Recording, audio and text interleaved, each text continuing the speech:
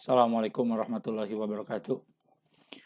Anak-anakku sekalian yang Bapak doakan mudah-mudahan kalian lancar dalam pembelajaran di semester atau di tahun ini, khususnya anak kelas 12, IPA 1 dan IPA 6. Qadarullah kita masih tetap masih bisa Allah masih memberikan batas usia kita sampai detik ini, masih diberikan kesempatan untuk um, masih diberikan kesempatan untuk bisa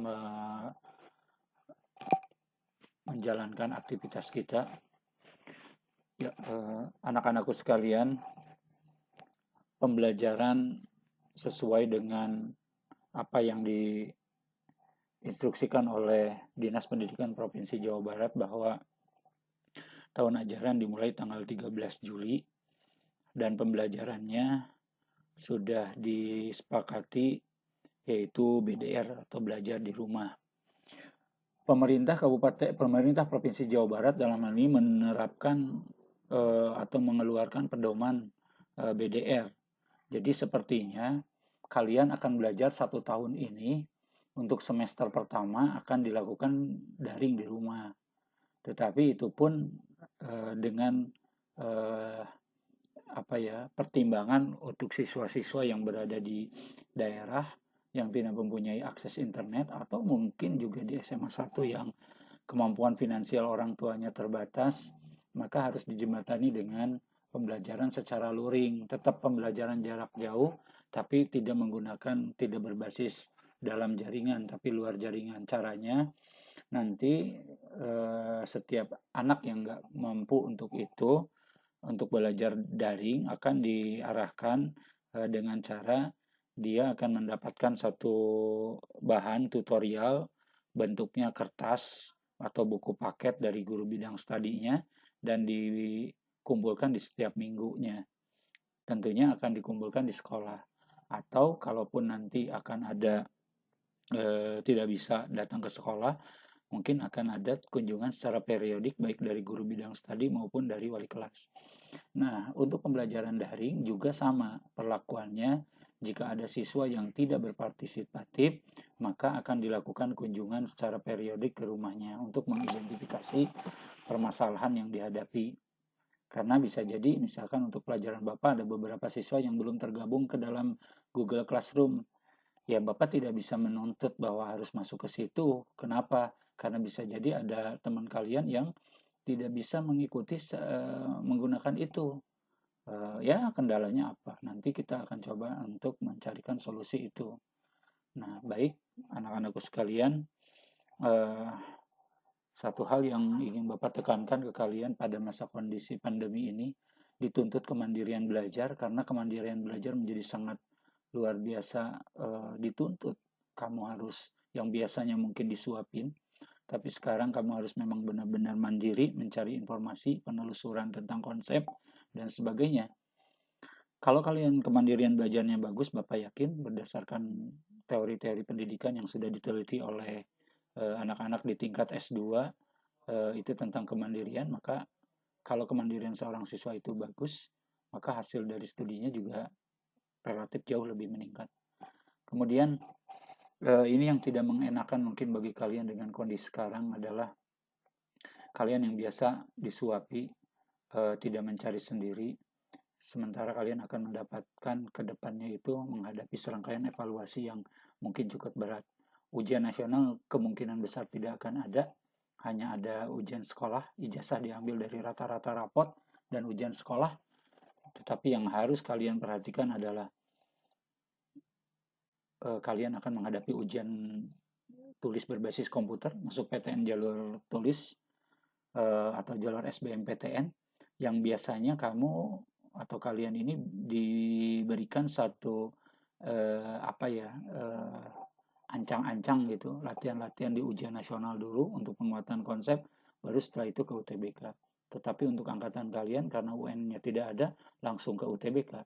Disinilah kalian harus memang benar-benar sangat memprioritaskan program bagaimana caranya mengoptimalkan atau menguasai konsep yang sudah kalian pelajari sebelumnya. Karena bisa jadi standar nilai atau standar soal yang diberikan guru kalian di sekolah untuk semua mata pelajaran tentunya masih kualitas soalnya mungkin masih di bawah kualitas soal UTBK. Makanya siap-siap untuk itu. Pesan Bapak jangan langsung ke soal-soal UTBK dulu, tapi coba untuk ke soal-soal yang bentuknya standar ujian nasional. Karena kalau ke UTBK konsepnya memang langsung ke drilling. Artinya ke soal-soal yang bisa jadi konsep kamu nggak matang, tapi kamu hanya menguasai dari sisi prosedur mengerjakan soal. Jadi tipe ini soalnya kayak gini jawabnya. Tipe ini soalnya kayak gini, seperti ini jawabnya. Tanpa melihat konsep dasar yang kamu akhirnya dapatkan. Sehingga ketika ada soal yang baru, belum ada contoh soalnya, belum ada pembahasannya, kamu akan merasa bahwa itu kesulitan. Di sini biasanya UTBK menjadi barang atau soal yang dikatakan oleh anak-anak sangat berat untuk ditaklukkan. Apalagi dengan timing waktu yang cukup singkat. Baik, itu sekilas pandang perkenalan Bapak dengan kalian. Bapak ingin tunjukkan dulu, hari ini kita tidak masuk dulu ke materi matematika ya. Nanti kita di pertemuan berikutnya insya Allah kita akan masuk ke materi.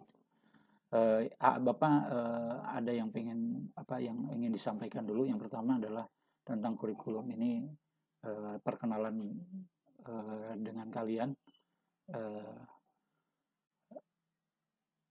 Ini gelar terlalu banyak mungkin. Kalau Bapak dari bahasanya kepegawaian hanya menuliskan MPD saja. Karena sebenarnya SPD dan MPD itu kalau dituliskan lengkap itu biasanya kalau jurusannya berbeda. Tapi kalau antara S1 dan S2-nya linear itu tidak dituliskan, cukup dengan MPD. Biasanya kaidahnya begitu. Bapak tinggal di Pleret.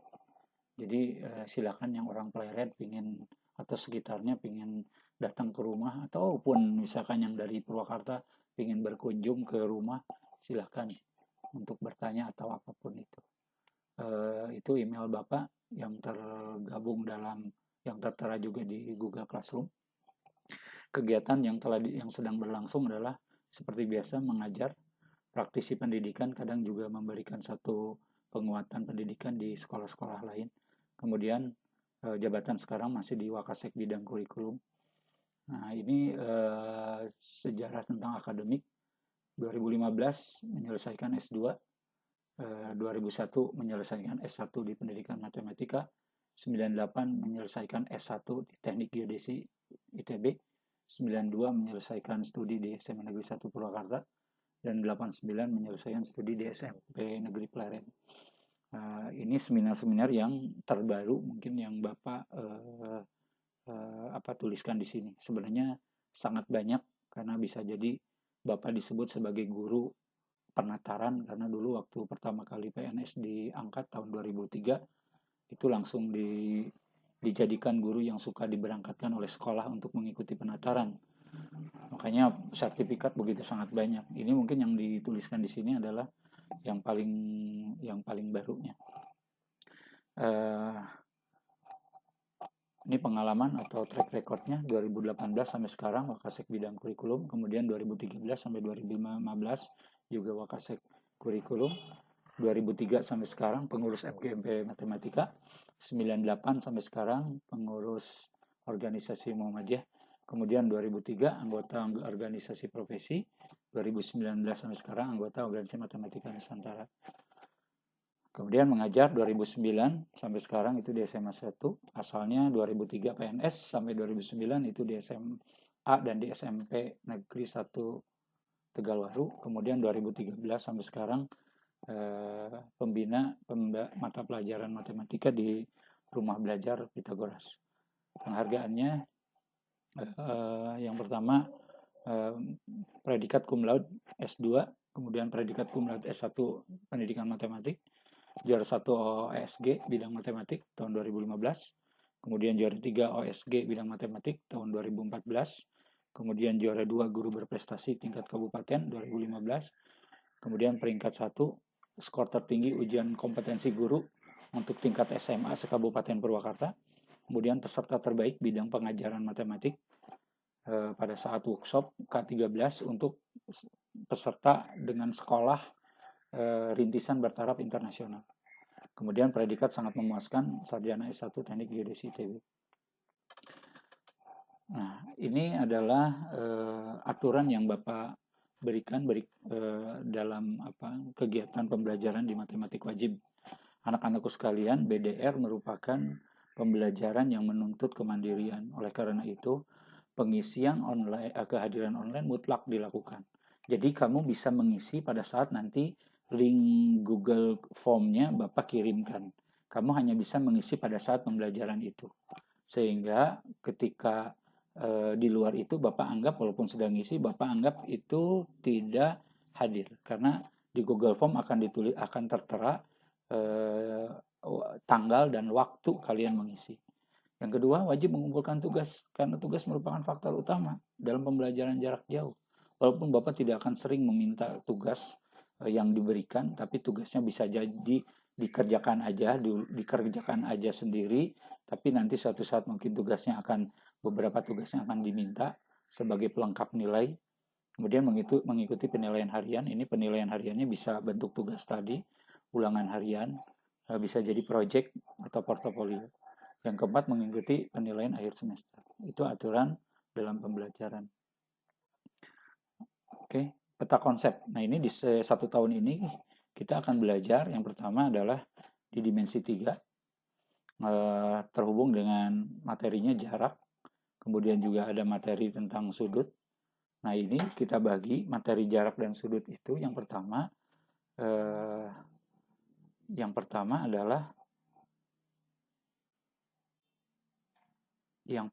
itu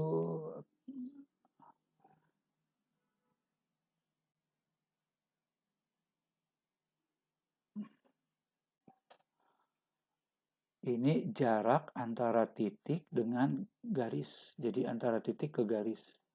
Kemudian jarak antara titik ke bidang. Jadi yang ini ke garis. Kemudian yang ini ke bidang. Kemudian yang ini ada lagi jarak antara garis ke garis. Kemudian ada lagi satu lagi jarak antara garis ke bidang. Jadi garis ini ke bidang. Kemudian nanti bidang ke bidang. Kalau untuk sudut berarti dia antara garis ke garis, kemudian antara garis ke bidang,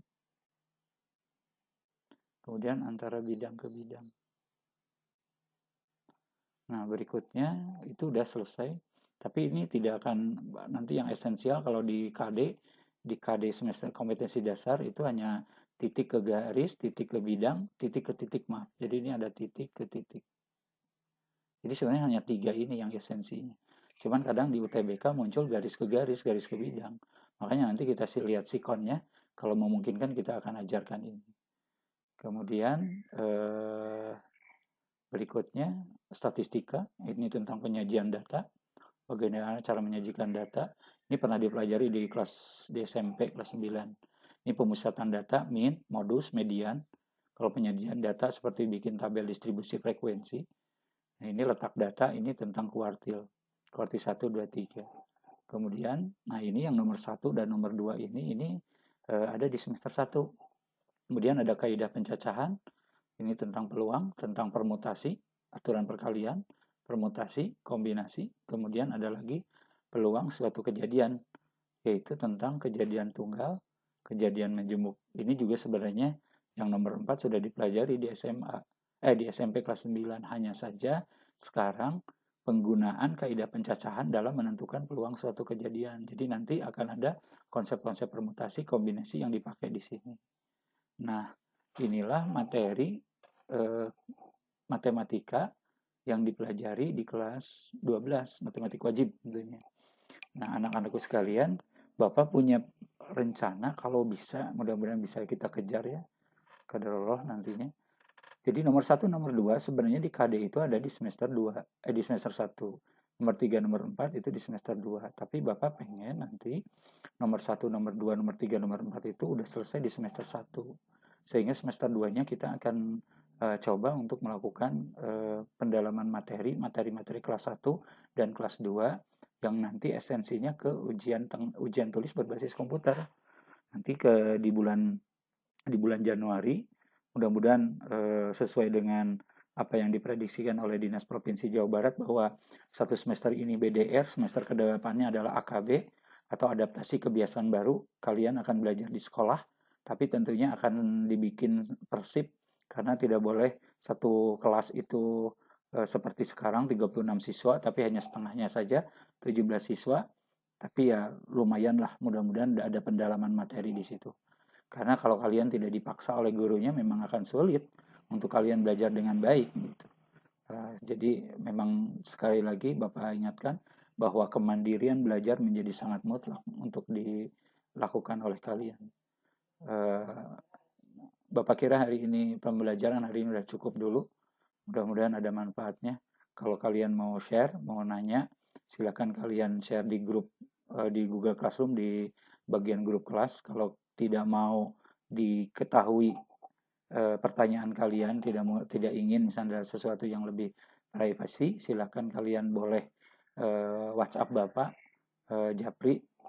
Bapak terbuka untuk kalian. Silakan. Apalagi dengan masa seperti ini kalian mungkin butuh adaptasi, butuh curhatan seputar pembelajaran. Bapak terbuka untuk kalian tentunya. Baik, mungkin itu yang Bapak bisa sampaikan hari ini. Mudah-mudahan kita akan bisa berlanjut di pertemuan-pertemuan berikutnya.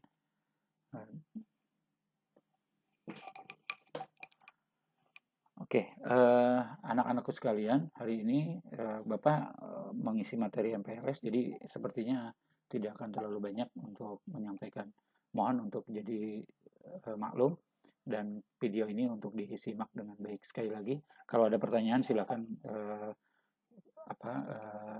share ke Bapak, terserah mau lewat apapun itu Bapak terbuka. Diskusi tentang jurusan.